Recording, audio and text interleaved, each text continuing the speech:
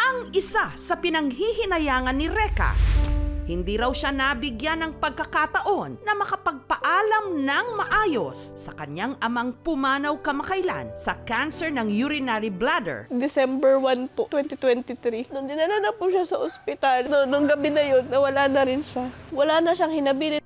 Nag-expect kami na mapapanaginipan namin siya kasi imposibleng walang sasabihin si Papa. Nang tila may bumulong daw kay Reka. Hindi man siya nagpaparamdam sa panaginip. Baka binibigyan niya ako ng hint na mahanap ko yung sulat. Nasa isip ko lang na baka meron.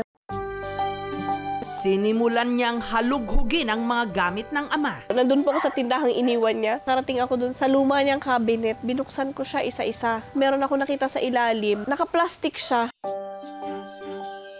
Planner siya. Binuklat ko. At nagulat si Reka sa kanyang nadiskubre. Doon ko na nakita yung sulat ni Papa. Yung message na gusto niyang sabihin sa amin. Mga anak, sakaling mauna ako sa mama niyo, siya pa din ang bahala sa mga naipundar natin. House and lot sa Sitio Nara, farm sa Siain, lote sa Bagong Silang. Nandun lahat. Pero papaanong nagkaroon ng ganito karaming ari-arian ang kanyang ama? Gayong nagbabantay lang daw ito sa tindahan.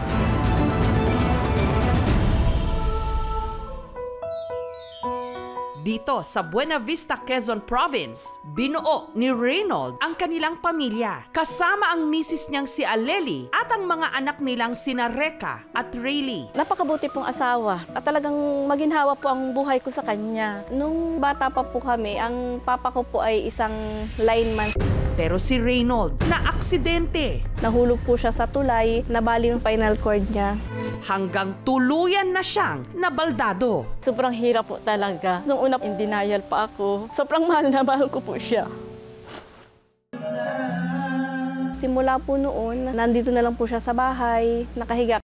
Si Aleli napilitang magtrabaho sa ibang bayan bilang empleyado ng isang pribadong kumpanya at solo niyang itinaguyod ang kanilang pamilya. Natuto na po kaming maghanap buhay, magtinda po kami sa school para pambaon po namin. Nung una po halos hindi niya matanggap na gano'n na siya. Lagi niya sinasabi sa akin na may nakikita daw po siyang isang tatay na kapag uuwi sa bahay nila na laging may dalang tinapay. Gusto ko ganito din, pero paano ko magagawa? Hanggang taong 2012, si Reynold nagtayo ng tindahan. Pinag-loan po siya ni Mama ng 20,000. Ang naging setup si Papa, taga-sukli dun sa tindahan, tapos may kinuha lang silang isang boy na siya po ang taga-bigay. Binata pa po talaga yan, medyo mahigpit na po talaga sa pera yan. Lagi niyang iniisip ay pamilya niya, maipag-ipon ng pamilya niya. Napalago po niya napalago ang tindahan. Sobrang proud. Nakabilangan ng kondisyon niya, na-provide niya lahat na pag-inahawa niya yung buhay namin. Pero Abril nitong nakaraang taon, meron siyang napansin. Parang may dugo yung ihi. Ayaw niya pong magpadala sa ospital. Hanggang sa umihi na talaga siya ng dugo. Doon na naalarma sila Mama. So dinala na siya sa ospital. Yun yung anesthesia ay kaya ka nakatulog. Hindi, sinabi sa inyo ito kung ano yun. Nalaman nilang si Reynold may cancer sa urinary bladder. At nito ngang nakaraang buwan lang, tuluyan na itong namatay. Sana inagapan namin. Sana humaba pa sana yung buhay niya. Hanggang nakita ni Reka ang isang planner kung saan nakasulat ang parang last will and testament ng kanyang ama o ang kanilang mga mana. Kay Rika, house and lot, farm sa Siain, 50 square meters sa Lucena. Rayleigh, house and lot, farm sa San Vicente, lote sa Bagong Silang. Bank account, hayaan nyo na ang ina nyo roon. Bukod sa pera at ari-arian, si Reynold meron pa raw pamana sa kanila na talagang nagpaluwa sa kanilang mga mata. Hati sa gold.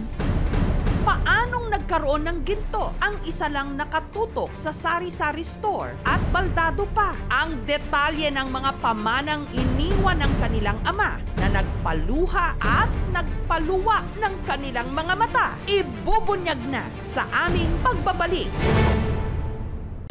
Si Reka may nadiskubring notebook o kwaderno ng namayapa niyang ama kung saan nakasulat ang listahan ng parang mga mana para sa naiwan nitong pamilya.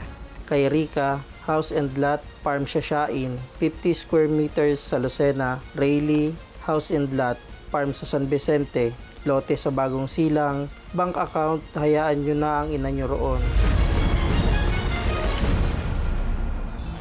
At ang kahanga-hanga rito, lahat ng ito, mga naipundar at naipon ni Reynold mula sa higit isang dekada niyang pagtitinda kahit pa siya'y baldado. Nakapag-ipon po siya, nagulat na nga lang po kami after 2 years, 3 years, nagpagawa po siya ng malaking bahay. Yun na nga po ito tinitirahan ng kapatid ko ngayon tsaka ni mama. Ipon po uli siya after po ng pandemic, nakapagpatayo po siya ng isa pang tindahan para naman daw po sa akin. Nakapag-invest po siya ng farm sa Barangay Siasyain. Bago po siya mamatay, nakapag-invest po siya ng isa pang farm na para naman daw po sa kapatid ko. Lagi po niya sinasabi na in case mawala ako, may bibigay ako sa inyong dalawang magkapatid.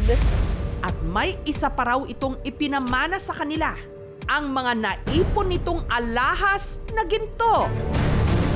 Ipag-provide niya po kami ng mga alahas. Siya po ang nagbigay nito lahat po ng alahas na suot ko. Nung nabubuhay pa raw kasi si Reynaldo, isa pala sa pinasok nitong negosyo, pagba-buy and sell ng ginto. Natuto din po siyang mamili ng gold. Nung pong medyo mababa pa yung presyo ng ginto, nag-ipon po siya na nag-ipon. Ipinapagawa po niya ng alahas, parang ikino-convert niya yung pera sa ginto para tumataas daw po ang value.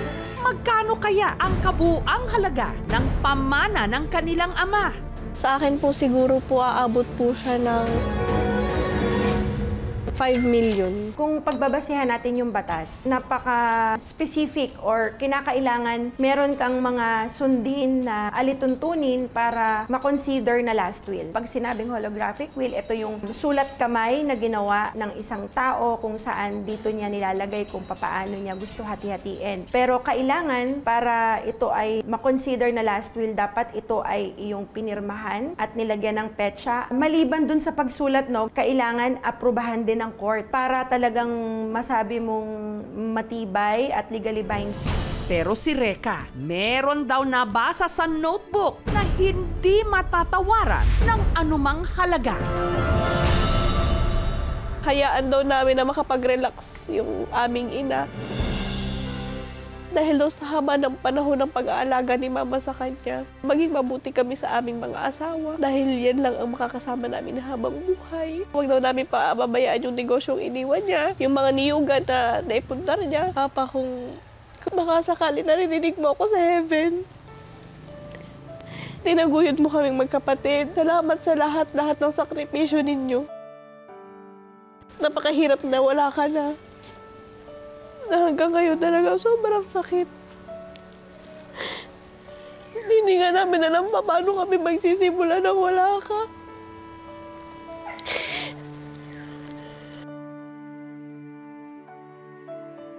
Sanay po ako na lagi siya nasa tabi ko, may kakwentuhan ako.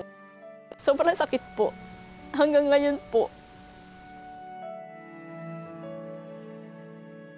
Lahat tayo may mga mahal sa buhay na ngayong bagong taon, hindi na natin kapiling.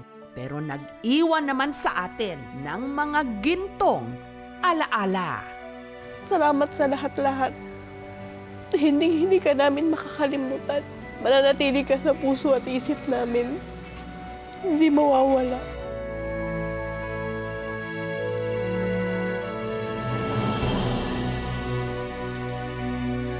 Thank you so much mga kapuso. Kung nagustuhan niyo po ang videong ito, subscribe na sa GMA Public Affairs YouTube channel. Don't forget to hit the bell button for our latest updates.